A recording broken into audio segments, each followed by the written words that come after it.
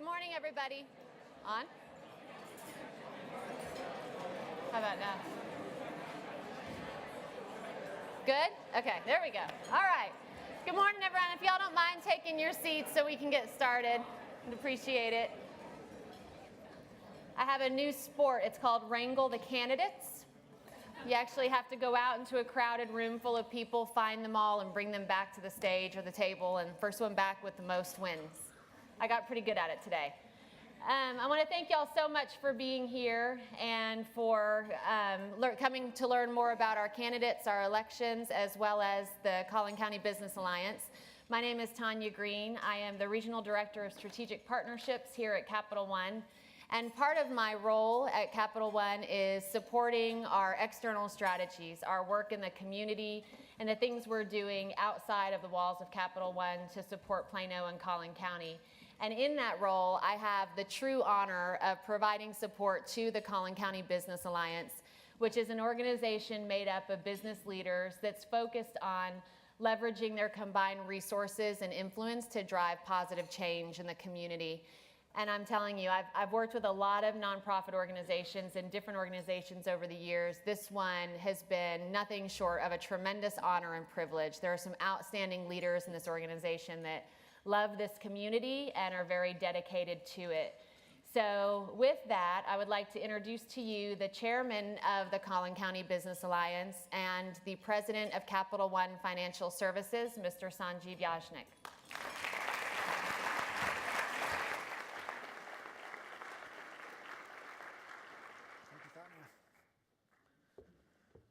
Thank you, Tanya, and welcome everyone to our discussion with the candidates today. My name is Sanjeev Yajnik, and I just want to have a few words. I'm just going to go on the other side.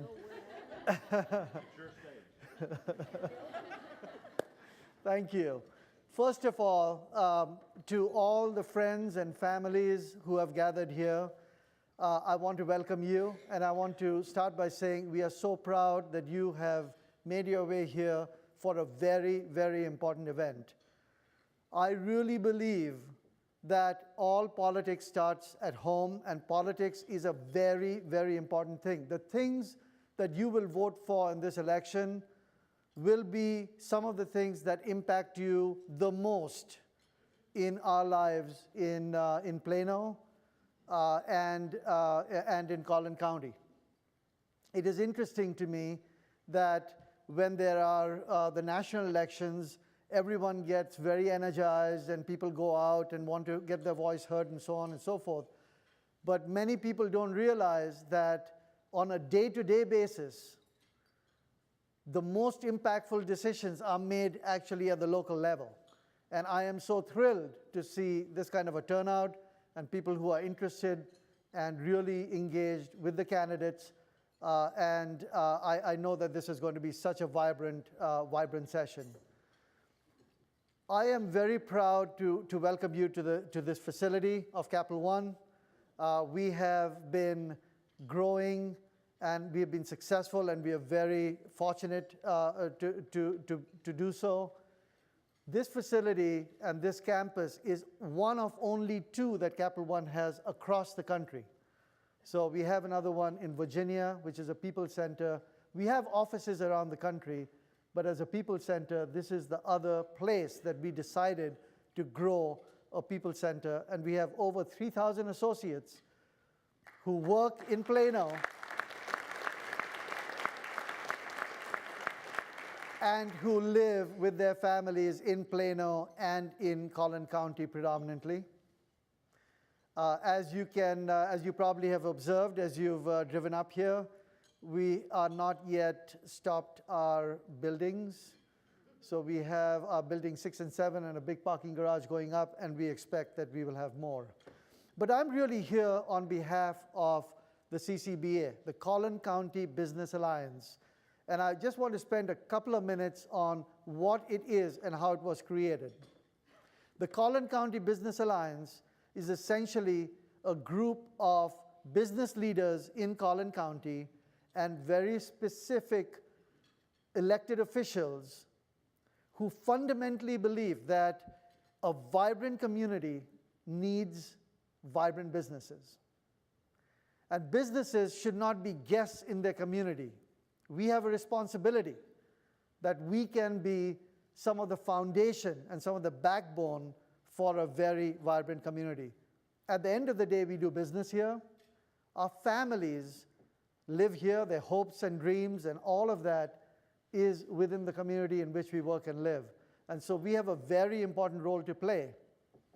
In the early days, Senator Florence Shapiro, who many of you know, has been a very close partner in the founding of the Collin County Business Alliance.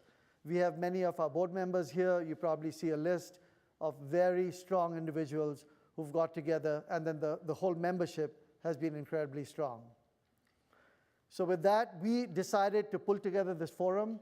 We have wonderful candidates. We have some positions that are going to be open.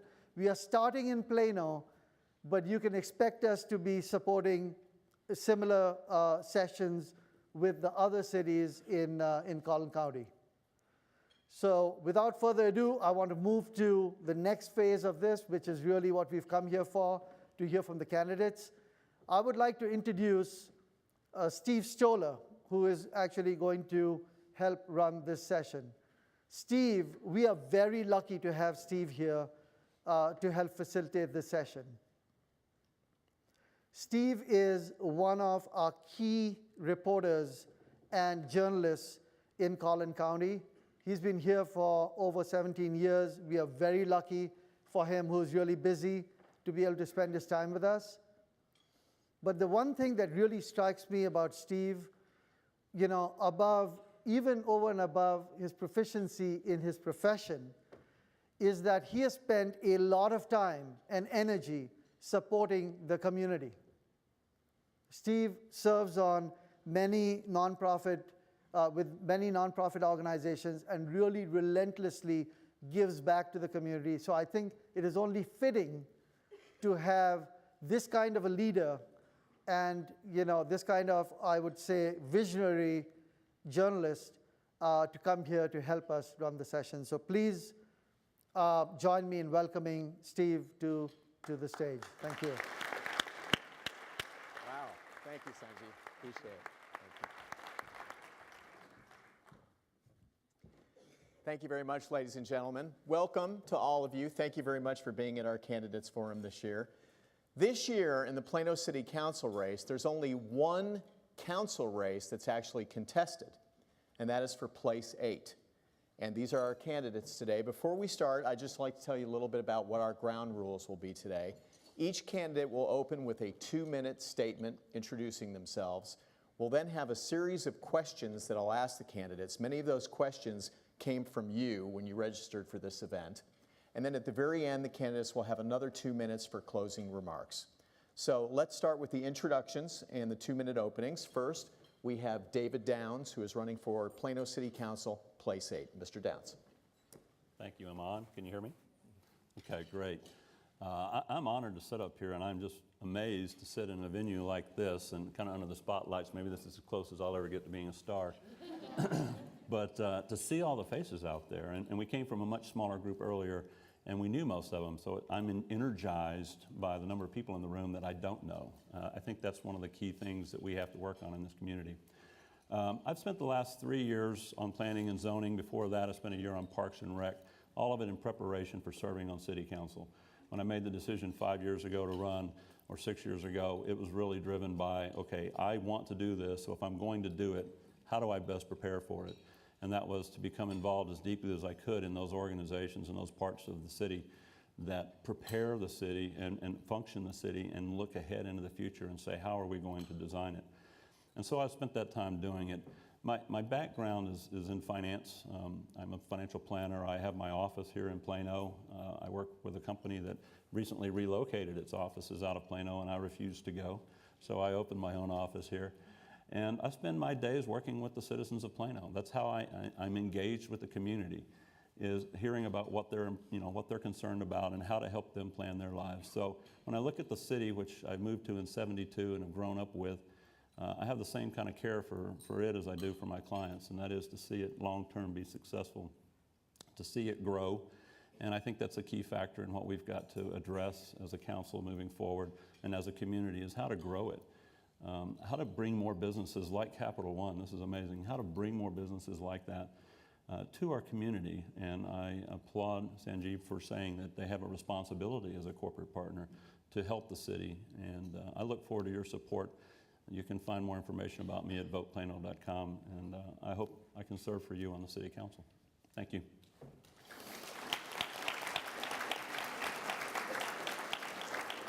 Thank you, David. And the other candidate for the Place 8 City Council race is Sally Magnuson. Sally? Thank you, Steve. Thank you all for being here. One problem with local elections, not everybody gets out to vote. It's a very small percentage of the voting population. I hope you will all go to the polls, make your voices heard, and encourage your friends and neighbors to do so. I'm running for City Council because I want to stay involved in the community. Lived here for a great many years, have had the privilege of being involved and having something to say about the growth of the city over the years. It's been exciting, it's been challenging, it's been frustrating, but it has ultimately been very, very rewarding. I was able to serve 3 full terms on City Council in the earlier part of the century, and found it challenging and exciting. We faced some economic downturns, we faced some very tough times, and we managed to continue to grow the city, to maintain all the things that you moved here for, quality of life, safety, all the things that make this a very special place to live and to raise your family. And for some of us, having done that, to retire and stay here. There are all kinds of opportunities to contribute over the years. I've been fortunate enough to chair some committees for the city, some commissions, to be involved in nonprofits, many different areas from the arts to social services. And I want to continue that service. I'm not ready to stay home and turn into a couch potato. I think I still have something to contribute and appreciate you giving us the opportunity to come here today and tell you what we stand for, what we propose, and what we hope to do for the future. Thank you.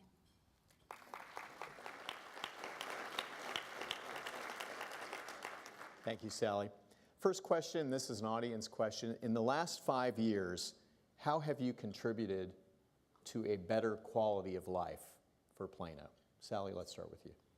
Well, 5 years ago, I was still on City Council, and we were dealing with some difficult budget issues, difficult staffing issues, different ways to manage the city, to deal with potential deficits, and we were successful in all of that. Since leaving council, I've stayed involved with some nonprofits, chaired another commission for the city of Plano, and tried to continue to make contributions.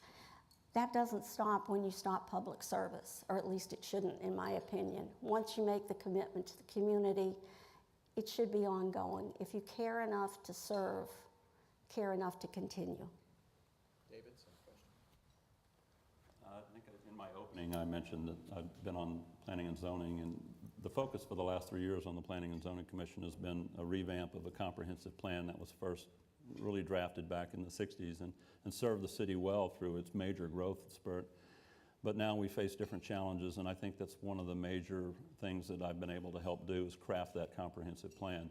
Look at what options are available to us from developers, look at the amount of land that we have remaining, look at things such as the transportation and how that's being dealt with. So those are areas in the last 3 years in particular, Parks and Recreation before that. And then I've served in many different nonprofits in the community. And about 5 years ago, I wrapped up one of the biggest things that I think tasks I've taken on, and that was finishing My Friend's House, which is a great shelter for kids in the town, and was just there the other day for a bike path dedication. So I will continue to be involved moving forward, and hopefully as a city council member. Thank you, David. The next audience question, how will you help attract new businesses to Plano, and how will you make Plano attractive to these businesses' employees? David, let's start with you this time. Okay. That's the same kind of question we were asked continually on planning and zoning was, our residential areas are fairly well built out, but the commercial area is still wide open. We have a lot of remaining land. However, the parcels are getting smaller. And so we have to retain some of that to attract the right kinds of corporations that need larger campuses. We also have to look at it in terms of what types of employees that they need. And beyond the education, what type of lifestyle do the employees want to live? A lot of them are single, young, and have their degrees and are pursuing other degrees, and they look for a vibrant community. They look for locations to live that are close to work. And those are the types of decisions we were making at the Planning and Zoning Commission, and I think moving forward that we will continue to look at on council is how to incentivize people to come here. The other aspect of that, in my opinion, and I don't want to run past my time, is revitalization of what we have already in terms of our neighborhoods and making sure that there's a good place for their workers to live. Sally? It's important to continue to attract new business, certainly, but we also need to keep corporations such as Capital One, HP, JCPenney, so many of the corporations that we have here. People tell me they're here, we don't have to worry about that. They came here from someplace else. We need to maintain a quality of life and provide the services that will continue to make people want to stay here and new corporations move here. When I was on council before, was part of a group that came up with some additional funding for our economic development department, give them another tool to work with to help attract business and corporations to Plano.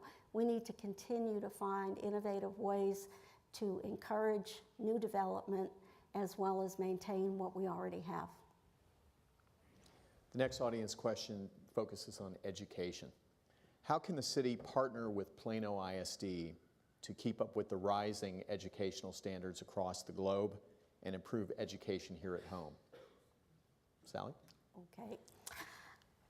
That's a tough question because it is Plano Independent School District. People assume that the city has something to do with how the schools are run. We don't.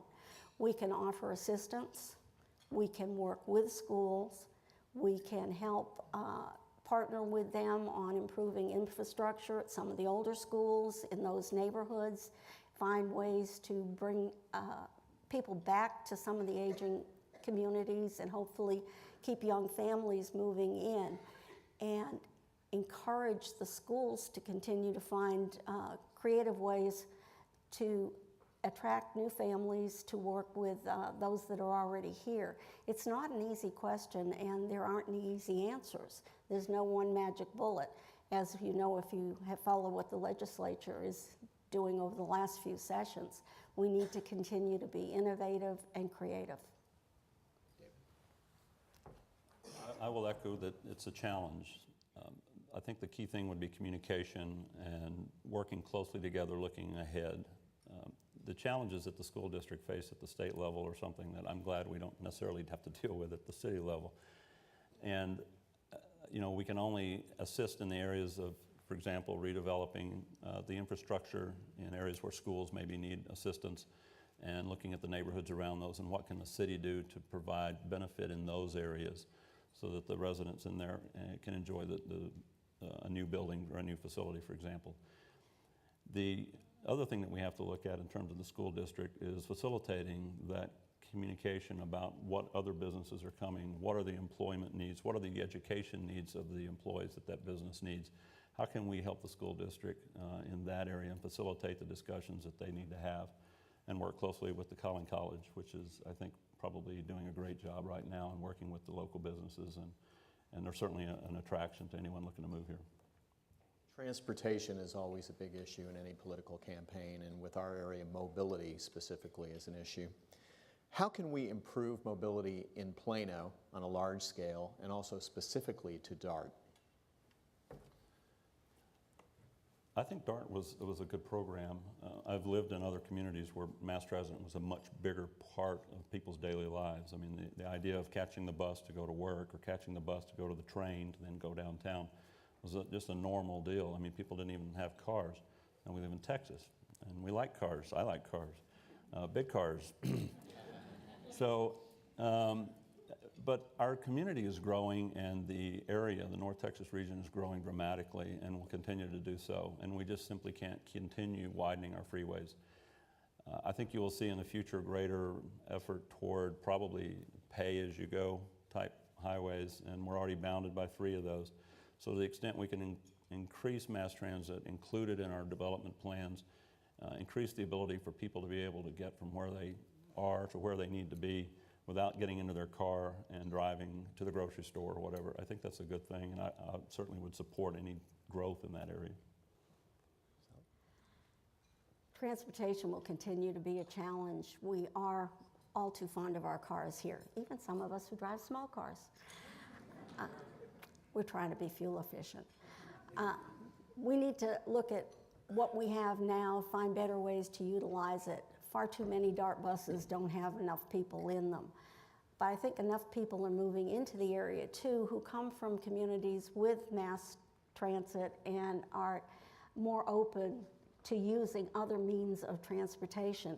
I'd much rather get on DART to go downtown if I work there than to drive any of the freeways every day. Those are challenges that I think we are meeting.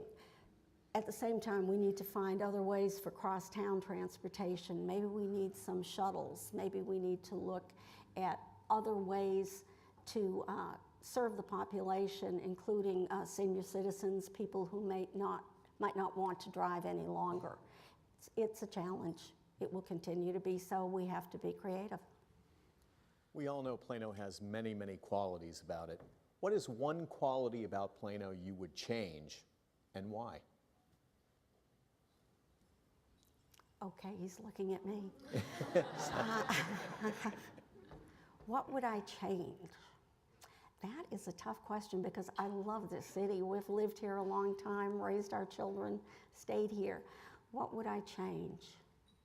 I think maybe to find ways for more people to get involved in the community. Plano is a relatively new city. It's open to newcomers. If you want to get involved in something, there's usually a place for you, but not everyone realizes that. And I'd love to find ways to integrate some of our minority populations more than they are now, particularly some that come from communities or countries where government is to be feared, authority is to be feared. Love to find ways to educate people and get them more involved and let them know that they are welcome here, they have something to contribute, and we need to know what those things are. Much of what she said I would echo. I think that involving our diverse community is an aspect that I would like to see changed. Nothing that's bad that I see, I just think it's room for growth. As I mentioned earlier, I mean, we can grow in a lot of different ways, and that's one of them. The quality of life that I think some people would like to see is a little more energy. Everyone's busy with their lives, and we live in these segregated kind of neighborhoods where you're kind of in this zone. And I think people would enjoy more areas where they could go to where there was a little more energy. So that's a quality of life I think that I would change. But when you look at the services that the city provides right now, people move here for a reason, and it's beyond the school district, which is fantastic.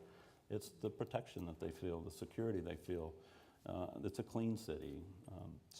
And it is, as Candidate Magnuson said, it's a very open community for us, for anyone who wants to move here. And from an involvement standpoint, I would echo that we can't do anything but benefit from greater involvement from the citizens that are here. Okay, let's take another question from the audience. What challenging demographic changes have been taking place in Plano, and what would your response be to these changes? David, let's start with you this time. Much like the city is aging, so is the population, and that's a national trend, but it's, you know, people move here and they like it here, so they stay, right? And I'm one of them. I probably will be here for a long time. So I think the challenge there is going to be how do you take and create services and residential areas, places where people can move to that they feel like they don't have to get in their car and drive because maybe they're not able to anymore. They're still functionally independent, but so we need to create more areas of that where maybe it's a little more walkability, smaller areas to be taken care of. And then we have to look at, as I mentioned earlier, the people that are coming in are younger, they're not getting married as quickly, they're having smaller families, and they're looking for a different type of environment as well. So from a demographic standpoint is how do we meet the needs of our seniors that are going to stay here, and then how do we provide the needs for those that are younger moving in? We do have an aging population. My husband and I have been here for a long time, and we plan to stay. The city is developing, or private industry has developed some retirement communities, assisted living communities, and some very positive strides are being made in that direction. At the same time, our median age in this city is still quite young. So we need to find ways to integrate the younger families, to work with the schools, and create opportunities for everyone. During the past few years, our demographics have changed greatly in Plano. The largest demographic population in our city now at over 15% is the Asian community, which most people don't realize. And that's a very, very diverse community within that.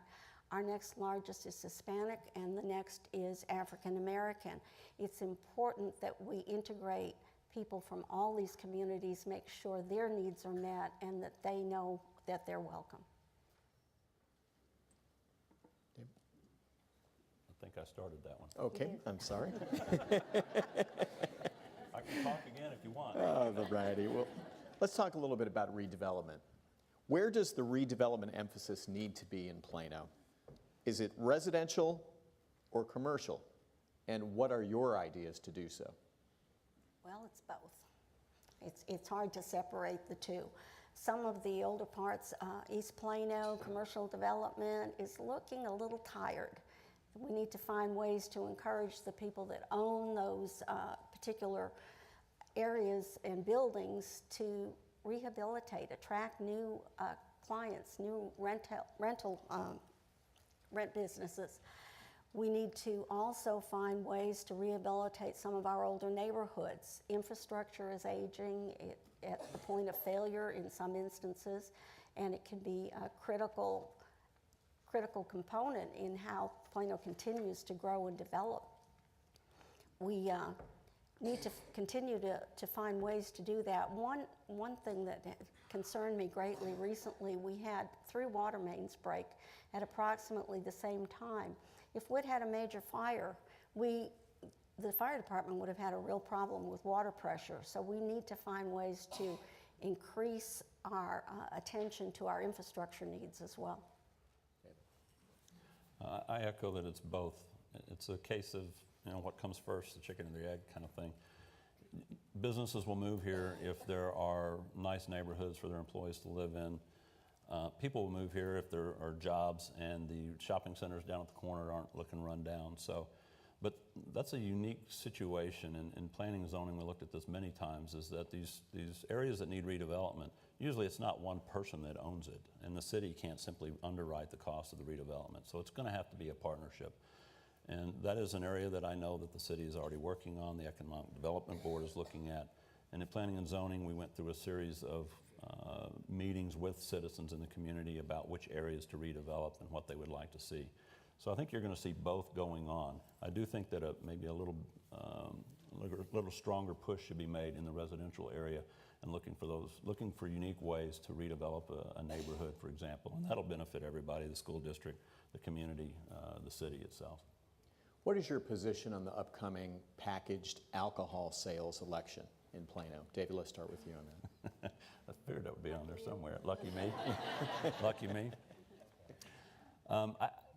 To me, there's 2 different aspects of this. One is people don't want alcohol in their communities, and they're afraid of what it means to have a packaged liquor store down on the corner, for example. So that's one aspect of it. The other side of it would be, well, there's a huge financial incentive to have the sales take place here in the city. And the bigger portion of that isn't you or I or anybody running down to buy something for their martini or whatever they're going to have. It's the business-to-business side. Currently, the businesses in the city that use alcohol have to go all the way to Anna to buy their alcohol. And that's a challenge for them. So I think there's great opportunities for it. And I've moved around a bit and seen a lot of change And so I'm not as worried about it. I understand why people are worried about it, but I think that ultimately it can be managed in a way that it'll be a benefit to the city if this was to go forward. Sally? I have to agree with that. I think economically it makes a lot of sense for us to pass this particular item and have package stores here in the city. That doesn't mean there will be one on every corner, that we will have people loitering on corners and affecting neighborhoods. There certainly are strict standards that have to be met before any business can open in the city. But on the other side of it is the tax dollar. The broader our tax base, the better it is for all of us. It'll keep your property taxes down residentially. It will broaden the commercial base. It will benefit us in the long run as long as things are managed properly. And Plano is very good about setting standards and maintaining those standards and enforcing city ordinances. Closing remarks. Each candidate will have 2 minutes. Sally, let's start with you. I've been in Plano a long time. As I said earlier, it's been a privilege, it's been exciting. I'm not ready to stay home. I want to continue to contribute to this community. We all of us in this room have things to contribute, and I would encourage you all to get involved if you're not already. I bring experience to the table, not only through many years of nonprofit work and city boards and commissions, but through serving 3 terms recently on city council.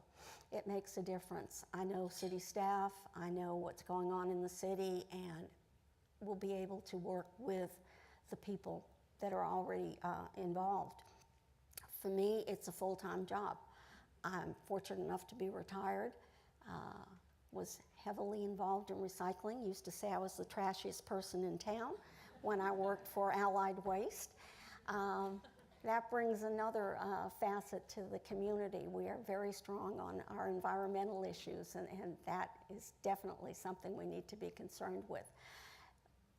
Being able to give the time necessary is very, very important. We are able then to have people involved on the regional, statewide, and national levels. Was privileged to serve on a national steering committee for National League of Cities on public safety and crime prevention. It was an education, it was fascinating. Also was able to serve on some committees with North Texas Council of Governments. Most of these things happen in the daytime, which is not taking away anything from our full-time employed council members, but it is an advantage and something that I'm able to offer. I'm not ready to stay home. I said that before. The desire is there to continue to help Plano to grow and to strengthen and make it a wonderful place for us all and our families to live and grow. Thank you. As I mentioned earlier, I've been preparing for this for a while, and that means probably a slightly different viewpoint of where the city's at than my opponent might have. My relations with staff, et cetera, are current. I know that the challenges we've faced in the last 3 years, 4 years, and have been part of dealing with them from zoning standpoint, and more importantly, looking ahead, what's going to come in the future. My background, I've lived overseas, in Thailand, Spain, Saudi Arabia. I lived in Chicago. I've seen other environments and seen how they can turn out when good decisions are made and when bad decisions are made. And I think that helps me bring a good eye to the decisions that we'll face as council coming ahead. We talked earlier about some of the tax challenges. I believe that's an area where I have a good background on the financial side. My background is in finance. I've spent the last 16 years doing planning, and so every decision I make looking at council is going to be, how are we going to benefit the citizens of the community? How are we going to benefit the businesses that relocate here? How can we work together to meet the challenges that we have ahead of us? And they are there. They're real, and they're different than the ones we faced in the past. So I think there's an area where I can provide a lot of value. My experience growing up in the city and understanding where it's been and helping drive where it's going to go in the future, I think that's a great opportunity, and I've been preparing for it for the last few years, as I said. I'm a planner by nature. I'm a people person by nature. And I love the citizens, and my family's here, and I plan on being here for a long time. So I hope I can count on your support. Thank you, candidates. Ladies and gentlemen, nice round of applause for our Place 8 City Council candidates.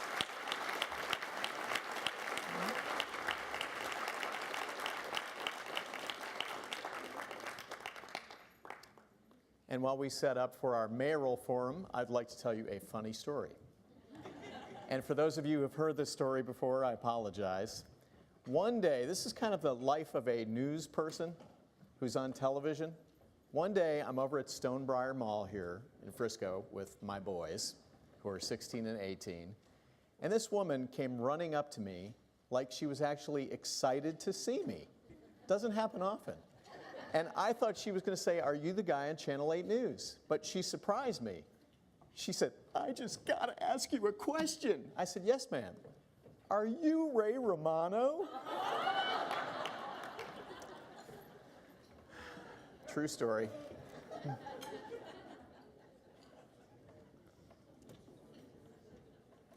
So, ladies and gentlemen, this year's mayoral election in Plano will actually be historical, because no matter who wins, for the first time in history, Plano will have an African American mayor.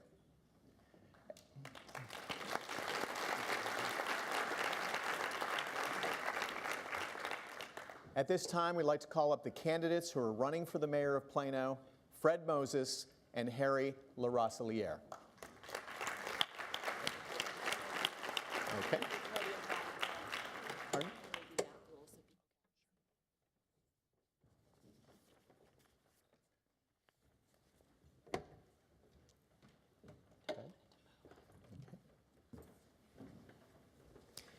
And once again, ladies and gentlemen, this will be the same format as we had with the city council candidates. We'll start with 2-minute opening statements. Each question that we ask will get 1-minute response from the candidates, followed by a 2-minute closing remarks. First question, let's start with Fred this time around. Fred, why are you running for mayor? Why am I running for mayor? Because I've lived here a long time. I think I've contributed a lot to this community in the involvement I've been. I've invested a lot as a business owner, as a resident, and so I think I have the background, skills, and ability to be an effective leader. And I think that's why it's important for me to be running at this time, because I think I contribute so much as a result of all I've lived here 33 years, and it's a great community, and we love this community, and I think I can my business background, my leadership, my relationships, my reputation, I think all of those are tremendous assets to this community that I can contribute greatly to the betterment of Plano at this time. Harry? Thank you, Stephen. Sanjeev, again, thank you to the organization for putting this together. This is truly a great opportunity to get community involvement. Why am I running? Well, Steve and Planoites, I'm running because service is a calling for me, not a career. Serving on city council and as mayor is the highest level of community service we can offer, and I'm ready to provide my services. I moved to Plano about 20 years ago, and within months of moving here, I've been actively engaged in the community. I've held leadership positions in every organization I've served, and in about 2000, I started getting involved in municipal governance, and that was truly found my calling and my passion. I've served 6 years city council, 2 terms. I've been given leadership and responsibilities by 2 separate mayors. I served as the mayor pro tem, and I chaired the TIF board, which is the incremental financing board that helped provide growth on the east side of Plano for 6 years. The reason I am running is because Plano is we are at a crossroad. We need someone with vision, leadership, proven results, and the experience to guide us forward. And I look forward to serving as your mayor. Thank you.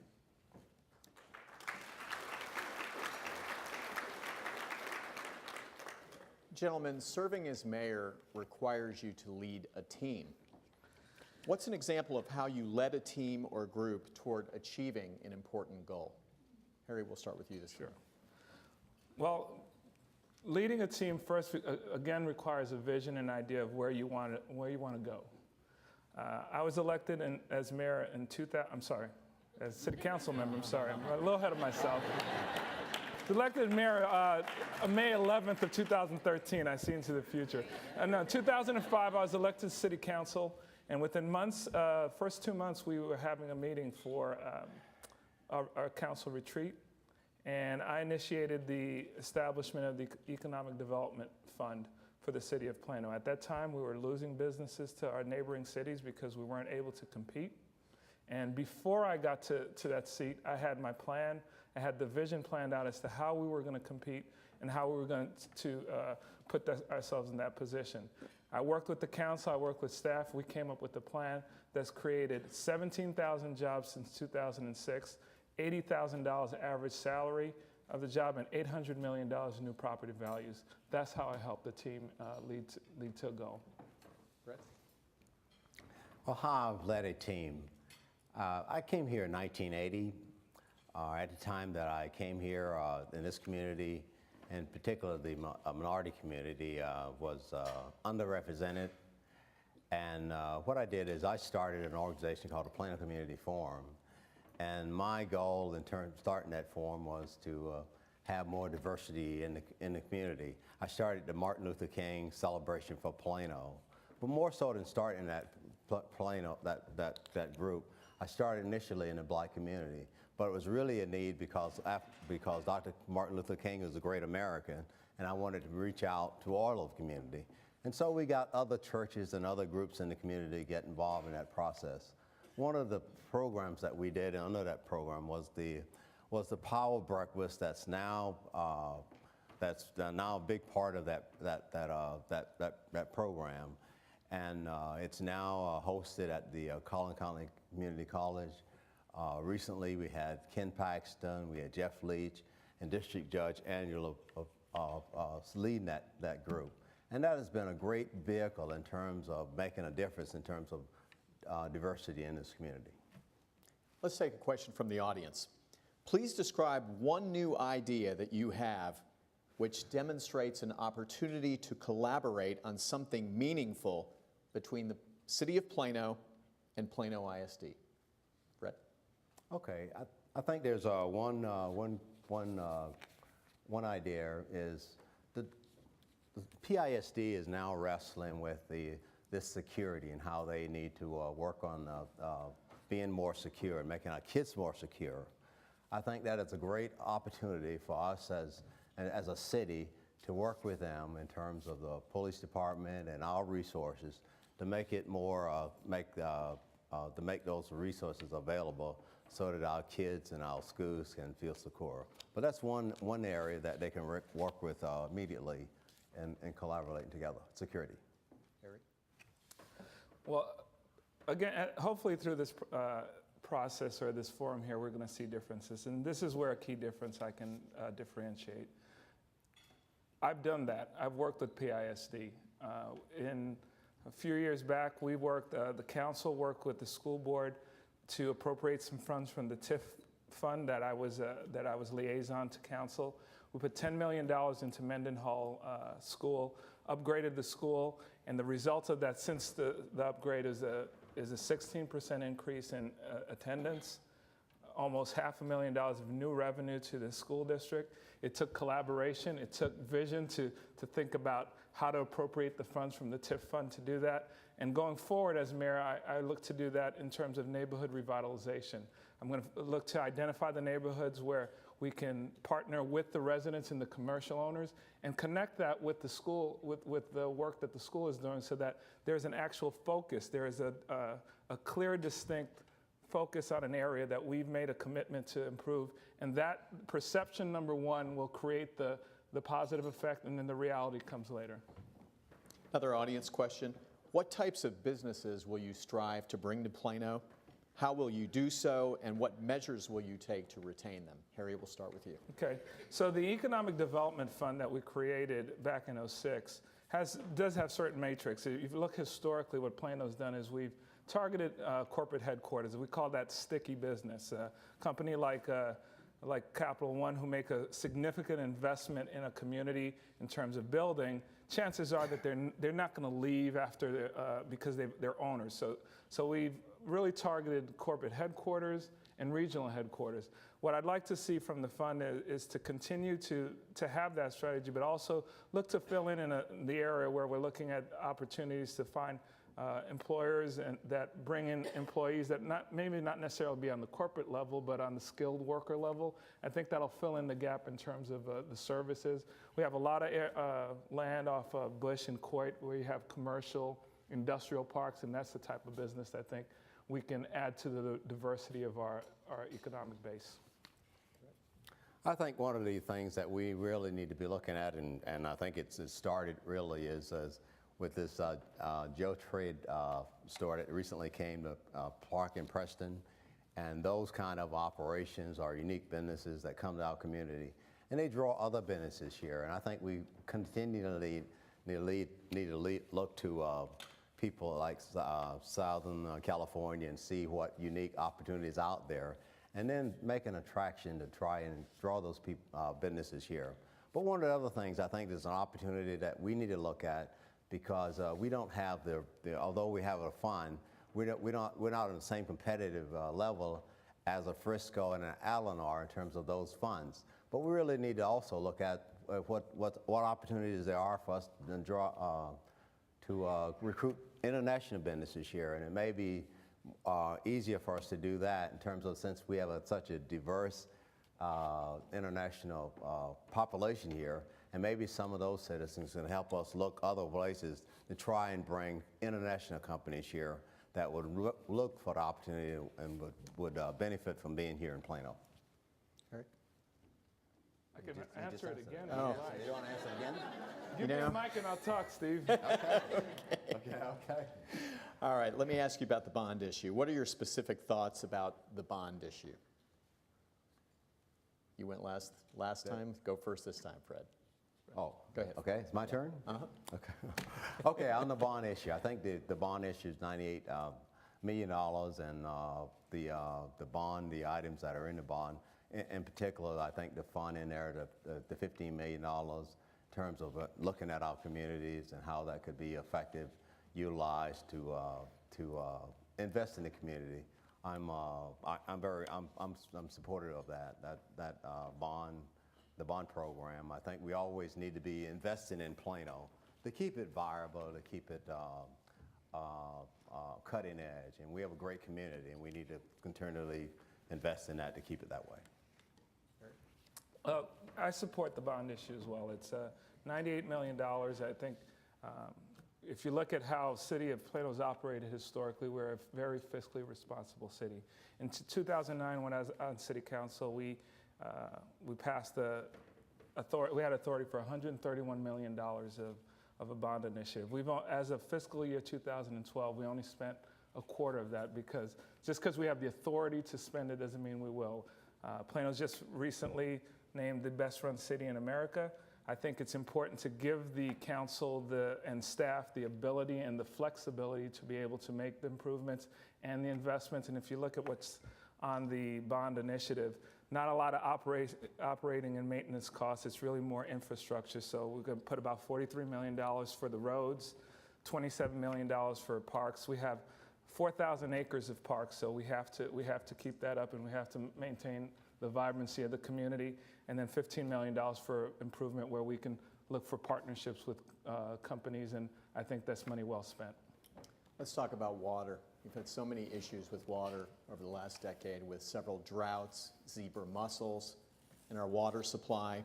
What is your strategy for water conservation? And talk also about the take or pay plan. Harry, let's start with you. So the take or pay plan is a difficult situation.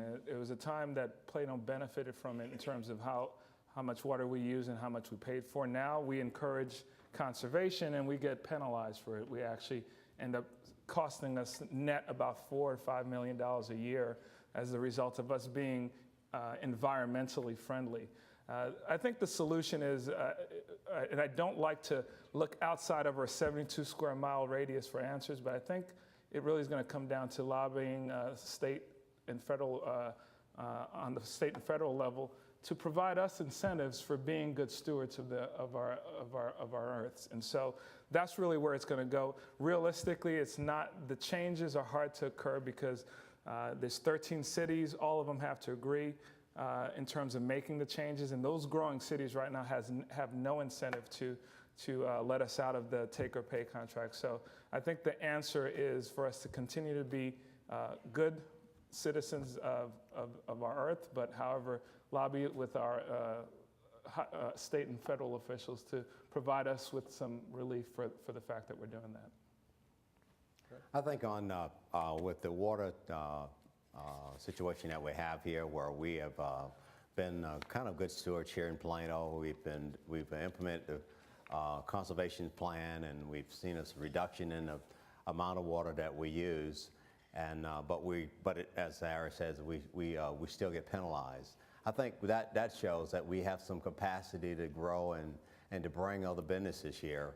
And I think that puts this as well for future growth in terms of businesses. I think the other part about with water needs and what our water situation here is Plano is that if we had the right leadership in City Hall, I think we need to really try and work with the other 13 cities and find a solution that we have water, they're trying to grow, and maybe there would be a way that we can find an optimum solution in terms of us dealing with our needs, which we have extra capacity, and they're trying to grow, they need capacity, and so we need to look at that option. Let's get a few more audience questions here. Okay. Fred, we'll start with you on this one. Okay. What are the responsibilities of citizens independent of government programs to make Plano better than it is today? How have you fulfilled your own personal responsibility to do so? That's a very good question. I see the responsibility of Plano. I think we all need to be given a little bit. We need to be volunteering, need to be getting in the community, giving back a little bit. There's probably 20% of us doing all 80% of the work.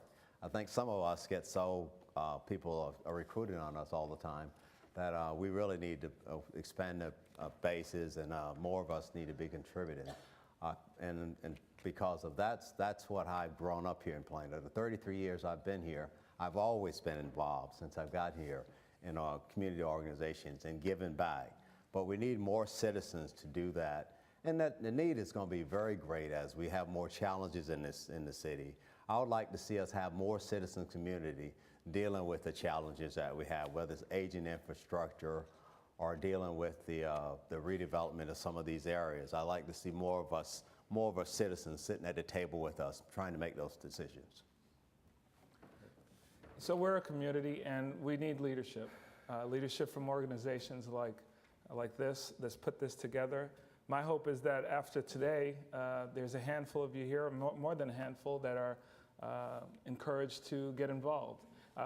Service, like I said earlier, for me, it's a calling, not a career. So for me, I do get a gratification out of giving back, and hopefully you can find that small way that you can contribute to your community. When I moved here about 20 years ago, first thing I did is I got involved with an organization that helped children, because that's just where my passion was.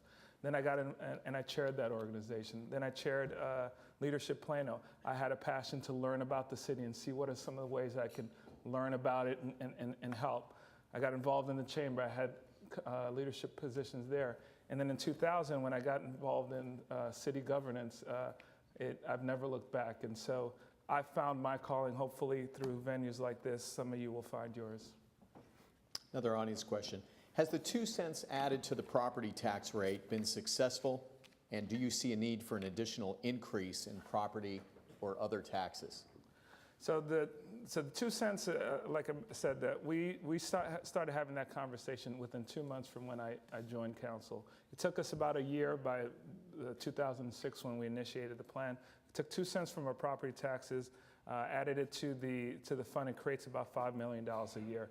Doesn't compete completely with a city like Frisco because their sales tax revenue is generating about $10-12 million. We're able to narrow the gap though, and so my plan for that fund is to bolster it through opportunities like this past year where we had a record sales tax revenue. We generated $67 million in sales tax revenue last year in the city of Plano. We had budgeted 60, so that would be an opportunity, for example, to bolster the fund without raising taxes for our citizens, and that will give us an opportunity to compete. As your mayor, there's not a company coming to the North Texas area that we will not compete for. We will compete vigorously for every business, large or small, because it is their best interest to be in Plano. They may not know it, but we'll let them know.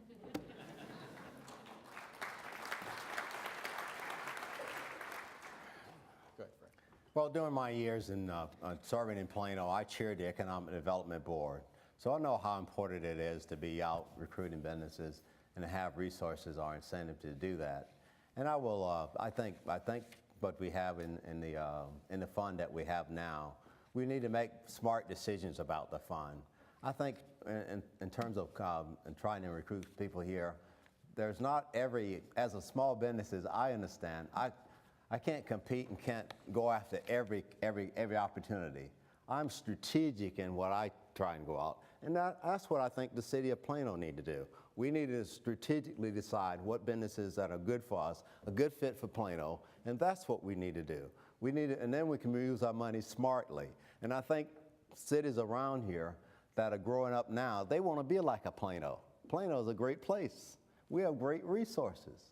So I think that we have some great assets, and we just need to be smart in how we use our resources. You want me to answer again, Steve? Okay. You know, there's so many candidates up here, they're just hard That's to right. keep up with. That's right. Okay. Okay. All right, another question from the audience, and Fred, we'll start with you this time. Why should voters choose you over your opponent? What are the differences? Very good question. There are three reasons why voters should choose Fred Moses as the next mayor. And I think after I tell you, you should look at leadership, relationship, and reputation as those three reasons. And when you talk about leadership, I own my own company that I started in Plano 28 years ago. And then in addition to that, I've chaired the Plano Chamber of Commerce Board, and I've also chaired the Plano Economic Development Board. When you talk about relationship, I have a long history of working with elected officials throughout this community. On the day that I'm elected, I can call them and instantly get access. And if they're not there, they'll call me back. They know who Fred Moses is. And then reputation.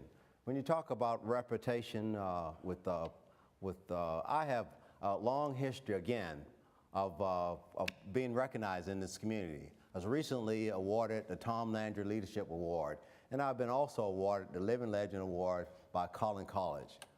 That's why you should elect me, Fred Moses, as the next mayor of Plano. Harry? The reason I should, there's some clear differences, and the reason I want to be your mayor and I am worthy of being your mayor is that I am the candidate in this race that has the vision, proven results, and the passion for community service. I've been involved actively in the city of Plano since 2000, and I've never looked back. I've received the endorsements of 3 former mayors, 6 Citizen of the Year recipients, former Senator Shapiro, Brian McCall. All the leaders that built this city have decided they're going to turn the key over to me. They trust me with the ability to do the right thing. We are at a crossroads right now in Plano where there's a lot of good things going on, but there's a lot of big decisions that's going to happen. And the person who's going to be your mayor has to have what I call the 2020 vision. The decisions we make today will impact our city in the next 6-7 years. I'm that person with that vision. I'm the person with that had proven results. I'm the person with the experience, and I want to be your mayor. Thank you. Harry, we'll start with you this time. There are a lot of neighborhoods in Plano that are aging. What is the city's role in keeping the older neighborhoods desirable to buyers? And should the city offer incentives to citizens to improve their homes or to turn rental properties into owner-occupied homes? So Steve, if anybody here will go to harryformayor.com, my second point in my three-point plan is neighborhood renovation and partnership. I think it's incumbent as, just like we set up a fund to partner with businesses to attract them here, we want to look at the same opportunities for residents. If we can provide them with the incentive to reinvest in their properties, not only the residents, but the commercial properties as well, in collaboration, for example, with the school district when they're doing renovations in the school. Again, we put a focus on an area.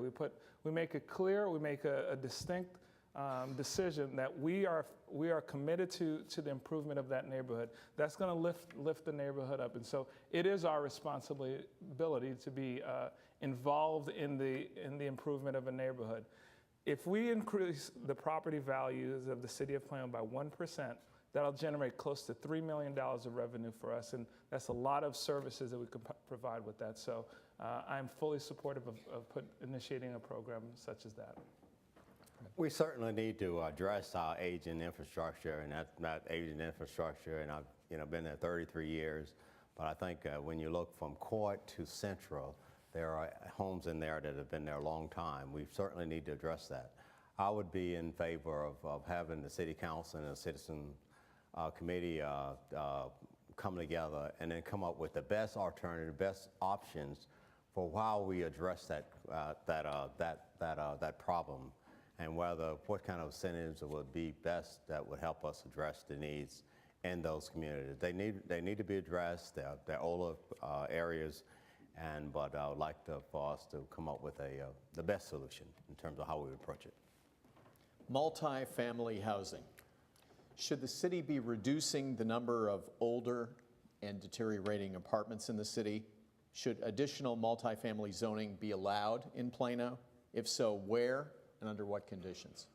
Fred, we'll start with you this time. Okay, I think what we really need to be doing in our city is we're working with the development community and looking at what we in terms of how we need to be addressing those areas that need to be addressed. I think that too many times we operate in a vacuum, and they don't get those people that make the investment, that are involved in these type of developments not at the table. And I think we need to involve more of those and more of our citizens and development community to determine which is the best course of action.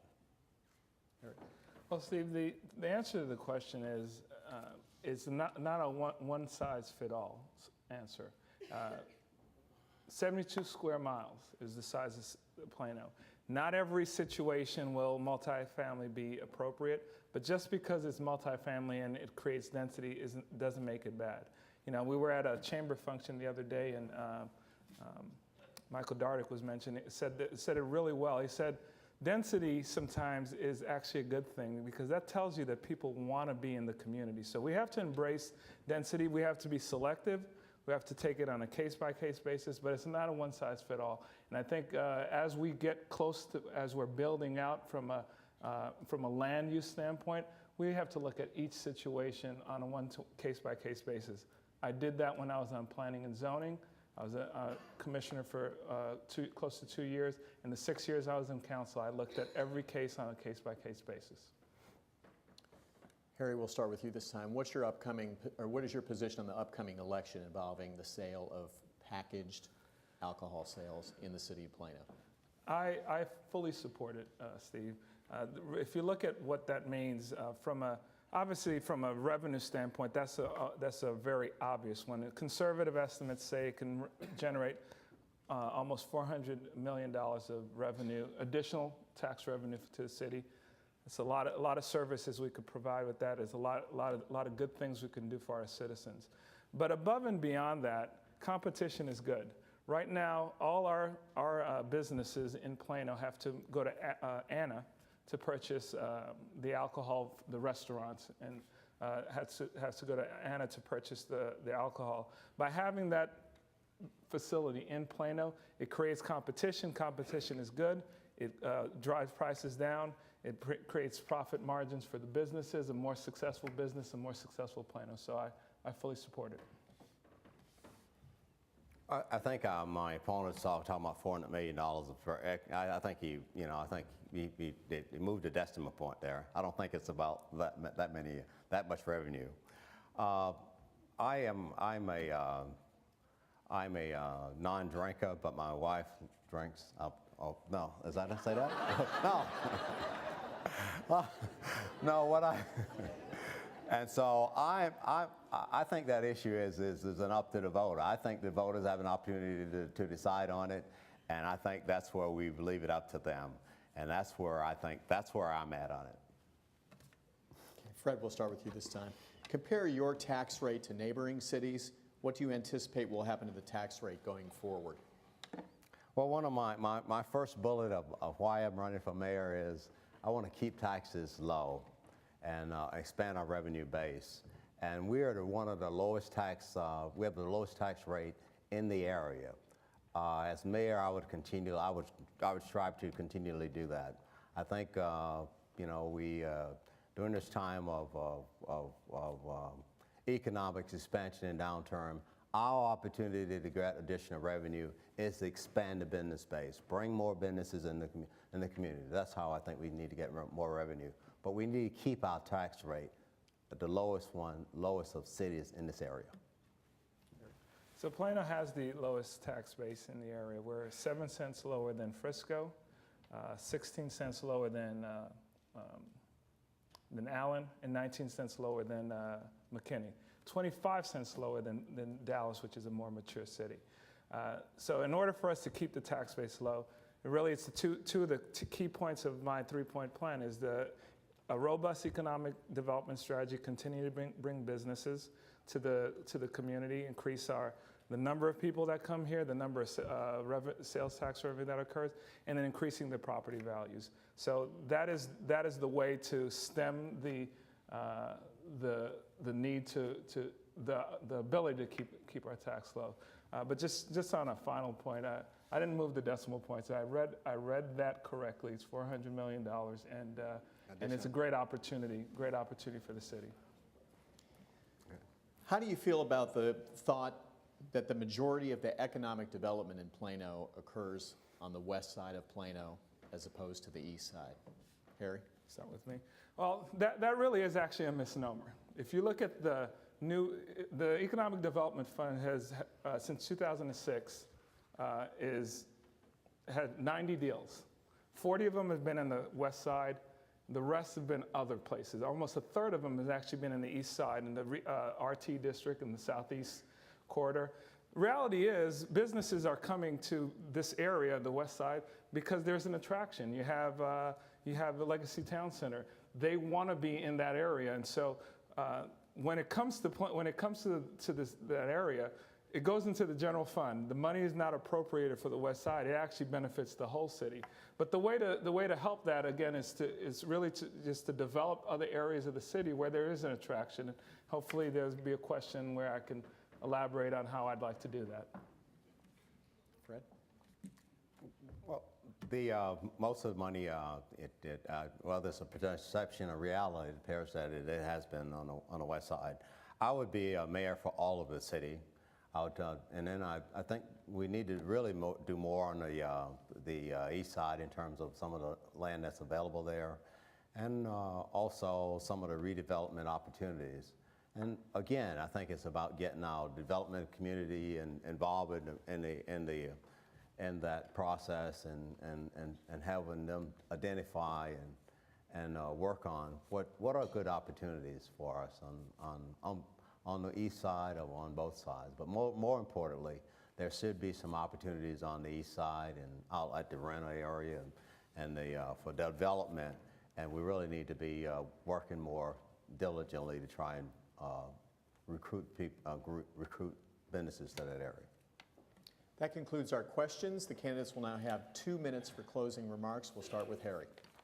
Thank you. I want to thank you for the opportunity to introduce myself to you, for those of you who have not met before. Once again, my name is Harry LaRosselier, and I want to be your mayor. And I've prepared for this position.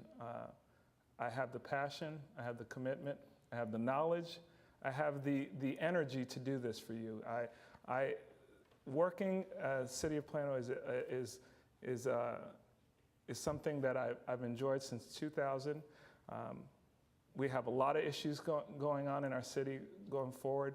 This is the time that you need someone with experience, someone with the vision as to create something for Plano, not for today, but for the next 10, 20, 30 years for your kids and your grandchildren. If you look at what differentiates us, myself and my opponent, we're both community servants. We've had a long history of providing, giving back to our community. But I am the candidate in this race that has the experience on the municipal level. I am the candidate in this race that worked to create a fund that's created and retained 17,000 jobs in Plano. I am the candidate with the vision and the commitment. And I gotta ask you, the question you ask yourself, who do you want to be your ambassador? We go and recruit around the country all the time. Who do you want to be the one to tell Plano's story? Who do you want to be the one to say, I moved here, I thought I was going to be here for a couple of years. This community had so much to offer me, and now it's 20 years later, and here I am. Harry LaRoseliere, I respectfully ask for your vote. Visit me on harryformayor.com. Thank you.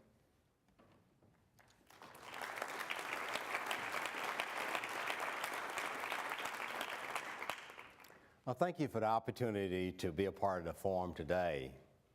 As you can see, you have two very different candidates for the positions of mayor. Leadership, relationship, and reputations are the hallmark of my campaign. These make me the best qualified candidates for this position. As your mayor, I'm committed to keeping taxes low and expanding our revenue base, addressing our aging infrastructure problem by getting the city council and citizens involved. And I would continue to be a strong supporter of educating the future workforce of Plano so that we could be in a position to ensure Plano's prosperity for generations to come. Again, I thank you for allowing me the opportunity to be here today. I am Fred Moses, and I humbly ask for your vote and your support to be the next mayor of Plano.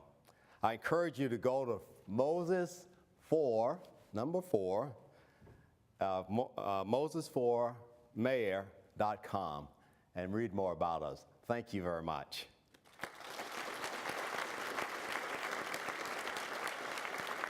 Ladies and gentlemen, the candidates for mayor of Plano.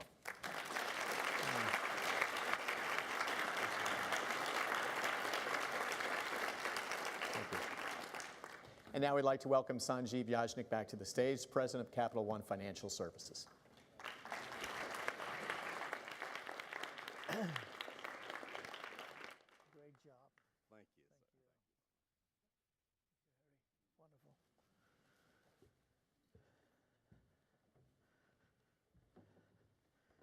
Ladies and gentlemen, I've been so moved by the speeches that I want to announce my candidacy.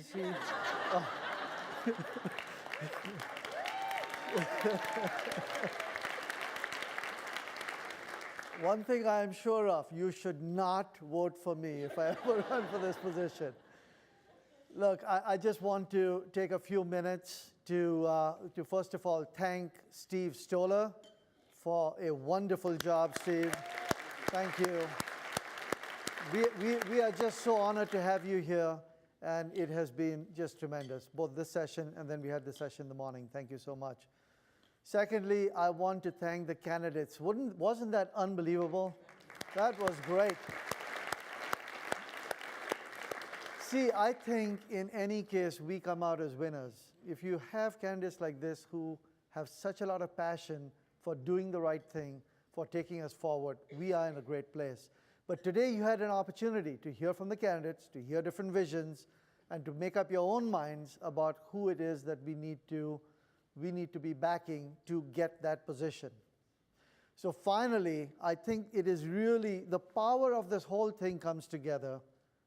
It comes together with the folks sitting in the room and the people in the community. What I would ask each and every one of us to do is to make up our minds, speak to our colleagues, our friends, our families, be engaged, and let's make this particular election the election when we have just a wonderful turnout and participation, because that is what is going to make us stronger. Now, I want to end with thanking my board in the CCBA. We have a tremendous board, let me tell you. People who are very busy in their normal lives, running businesses, running their own areas, and giving back to the community. And we have such a lot of power on the board, kind of trying to formulate the plans of how we really support the community. And I would also say in the CCBA, our membership, so we have a board and then we have the broader membership. It is a group of people that are just stellar. And I've just been so fortunate to serve as the chairman of the board, but we are creating something very special here. And over time, hopefully, we are going to continue to bring a lot of support to the community. Thank you so much. Thank you.